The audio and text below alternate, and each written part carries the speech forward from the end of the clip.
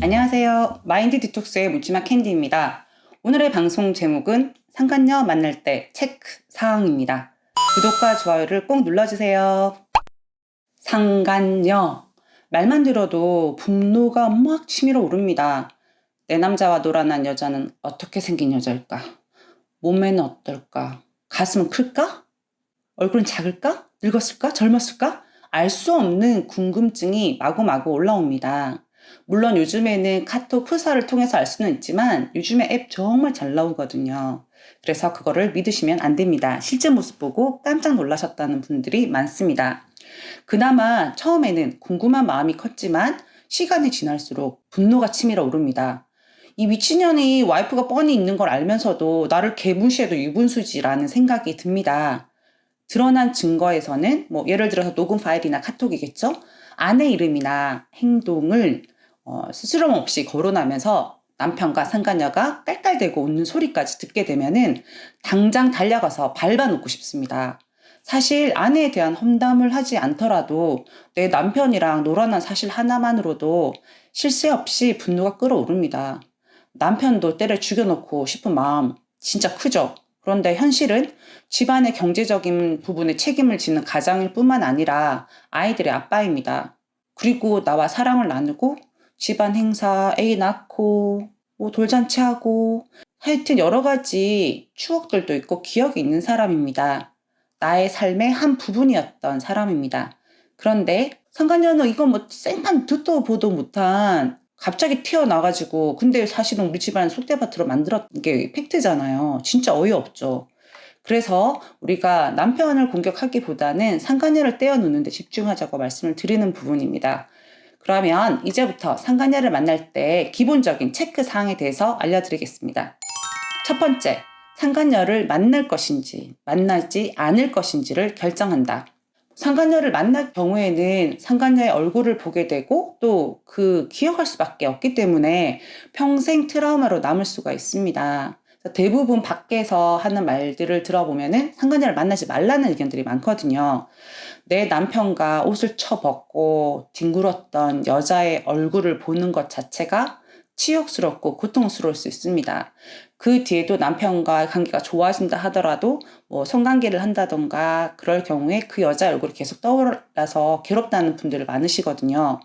그런데 만약에 상간녀를 만나지 않을 경우라면은 평생 궁금한 부분이 있을 거고 의문에 휩싸일 수 있고 이 부분도 마음이 편하지만은 않을 것 같아요. 봐도 문제고 안 봐도 문제이거든요. 근데 이때는 아내분 스스로에게 질문하시고 만날 것인지 만나지 않을 건지는 본인의 성향에 맞게 어떤 것이 나에게 덜 고통스러울지를 고민을 해보셔야 합니다. 네, 두 번째 체크사항입니다. 경고만 할 것인지 물리적인 박살까지 함께 할 것인지를 결정한다. 상간녀에게 나는 가정을 지킬 것이며 두 번 다시 만나거나 연락할 경우에 가만두지 않겠다는 내용을 구체적으로 작성을 해서 각서를 받아오는 것에서 그치는 경우 그나마 반성하는 척하고 순순히 각서를 작성하는 상간녀라면 그나마 낫습니다. 그런데 보통은 그 집일은 부부끼리 해결하세요. 여기는 왜 오신 거예요? 혹은 눈가를 뒤집고 지가 오히려 어이없다는 식의 지랄을 합니다. 이때 각서만 받는 경우 상간녀의 오만함이 하늘을 찌르고 그 꼴을 보고 오히려 아내분이 당한 기분이 들어서 집에 와서는 분노는 더더더더더 크게 달하게 되는 겁니다. 물리적인 박살을 하게 되면 상간녀 입장에서는 와, 이 아줌마 미쳤네, 또라이다, 돌아버리면 진짜 나 가만두지 않을 것 같네? 라고 겁을 먹게 됩니다.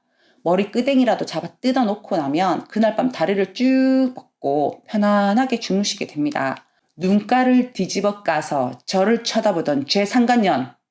그런데 그년도 줄줄이 그년 언니들 이름을 엎주르고 형부 회사 주소 등을 알리니까 깨갱하더라고요. 근데 이때 내가 싸다구를 팍 날리니까 눈을 흘기면서 이렇게 들리시면 어떡해요? 이렇게 하길래 이거 못됐네 하고 끌고 나와서 까나리 액젓을 들이붓고 끄지라고 하니까 비참한 꼬라지로 아무 말도 못하고 돌아갔거든요. 솔직히 더 밟았어야 하는데 이런 생각이 지금까지도 들고 있습니다. 하지만 모든 것에는 일장일단이 있듯이 요즘 상간녀들 90% 이상이 변호사 선임을 하고 이때 상대 변호사들이 와우, 이렇게 폭행하고 때린 것에 대해서 이렇게 좋은 먹잇거리를 놓치지를 않습니다. 형사고소는 각오하시고 하셔야 합니다. 제가 즐겨 듣는 아는 변호사님 유튜브 방송에서도 불륜상간녀 대처법에서 뭐 이렇게 응징할 경우는 협박 명예훼손 각오하시고 하시는 게 맞다라는 방향으로 말씀을 하시더라고요. 박살 못 내고 분노로 아파서 내가 마음도 아프고 머리 신경통, 관절 아파서 병원비 되느니 그냥 과감하게 내가 그냥 할 거야 하시는 분들은 진행하시고 형사고소로 경찰 조사해서 벌금 그리고 조사받고 이런 게 더 고통스러울 것 같은 분들은 안 하시면 됩니다. 뭐 걱정하고 경찰서 가야 된다고 울고불고 이런 분들은 차라리 안 가는 게 맞습니다. 본인의 성향에 맞게 결정을 하시기 바랍니다. 자, 상간녀를 만날 건지 만나지 않을 건지에서 선택 하나 하셨고 박살을 낼 것인지 내지 않을 건지에서도 선택을 하나 하셨습니다. 그러면 이제 상간녀를 만나러 갈 때 팁을 드리도록 하겠습니다. 제가 이 방송까지 만들게 된 이유는 요즘에 상간녀 박살내러 다녀온 분들 녹음이나 영상 보고 제가 뒷목을 잡았습니다. 아니, 왜 이렇게 착하고 순진하고 약하십니까? 아니, 남편이 바람이 났는데 그 더러운 년 만나러 갔는데 좀 미리 준비하시고 그렇게 가셔야 하는 게 맞다라고 생각을 합니다.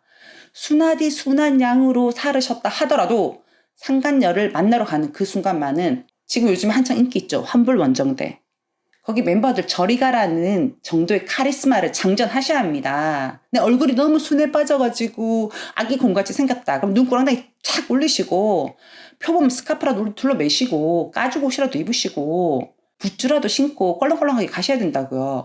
그래야만 상간녀가 아내를 우습게 보고 만남을 지속하거나 도발하는 행위를 하지 않습니다. 첫 번째, 체력을 기르세요. 남편 바람나고 힘도 없고 들르보 있고 살은 5kg에서 10kg 정도 빠지고 잠도 못 자서 얼굴은 푸석푸석하지만 stand up please 일어나세요. 지금 둘러보 있을 시간이 없습니다. 어느 정도 많이 울고 그렇게 했으면 이제 일어나세요. 운동하러 다니기 힘든 분들은 걷기라도 많이 하시고 PT 받고 필라테스 하고 큰 계획을 세워서 근력을 키우시기 바랍니다. 먹는 것도 몸에 좋은 것들로 억지로라도 챙겨 드시고 얼굴이 반질반질 하도록 만드세요. 아내분의 에너지가 좋아야 상간녀도 겁먹습니다. 보세요. 박살내러 온 여자가 푸석푸석 해가지고 삐삐 말라가지고 힘도 없고 쓰러질 것 같으면 무슨 겁을 먹겠습니까? 아유 저러니까 네 남편 바람났지 이러지 않겠어요?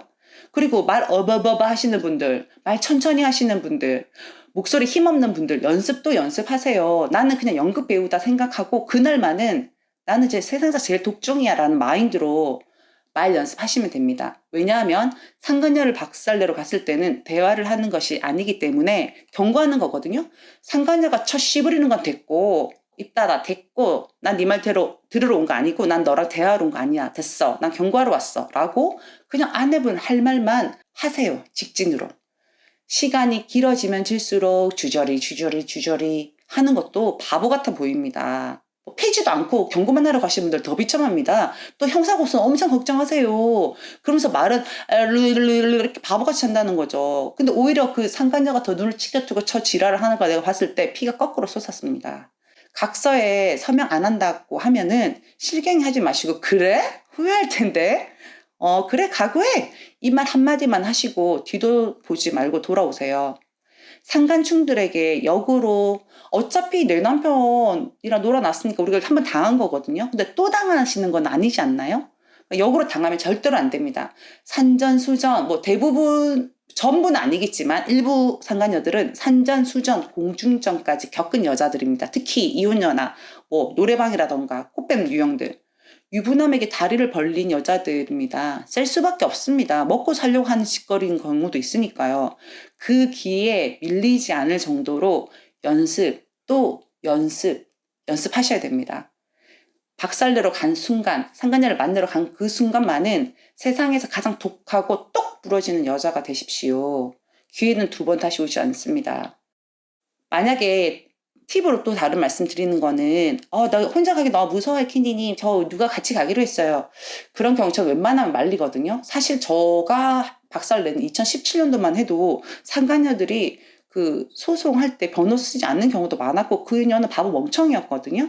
근데 같이 가시게 되면은 그분들이 형사고소 연루가 될 수가 있거든요. 근데 다만 같이 가야 되는 경우도 있더라고요. 제가 동영상 봤을 때 그 아내분께서 진짜 지병이 있거나 몸이 매우 약하고 진짜 뼈밖에 없다 하는 경우에 쓰러질 수도 있잖아요.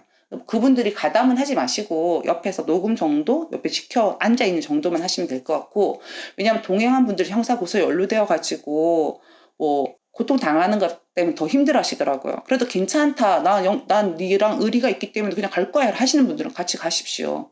근데 단호한 태도로 경고를 하시고요. 아내분을 우스운 존재로 알고 내 남편과 겁없이 불륜치거리를 한 상간녀가 거지 같은 자신의 위치, 정말 개거지 같죠. 이거는 상간녀잖아요. 본처가 아니라고요. 자신의 위치를 똑바로 인식을 하고 본처의 가치와 위험을 느끼고 지 스스로 떨어져 나갈 수 있도록 단호하고 경고하는 모습에 있어서 일제 흐트러짐 없이 완벽하게 할 각오로 연습하고 또 연습하시기 바랍니다. 여러분들은 잘못이 없습니다. 여러분들은 가정 회복을 하기 위해서 그년들을 만나고 힘들지만 박살을 내는 거를 잊지 마시기 바랍니다. 네, 오늘 방송은 여기까지 하겠고요. 네이버 카페에서 묻지마 캔디 마인드 디톡스로 검색을 해주세요. 상담을 통해서 여러분들의 문제 해결에 실질적인 솔루션을 제공해 드리겠습니다. 카페 글 보면 상담 꼭 받아야 되고 삽질하고 계신 분들 상담 안 받으신데요. 제가 상담 받으셔야 한다고 하면 그냥 신청하세요. 아무것도 따지지도 말고. 네, 방송을 통해서 배우자의 외도를 극복하는 법과 단계별 마음 치유와 성장이라는 주제로 여러분께 다가가는 카페가 되겠습니다. Have a sweet mind detox. 다음 방송일에 우리 또 만납시다. 안녕.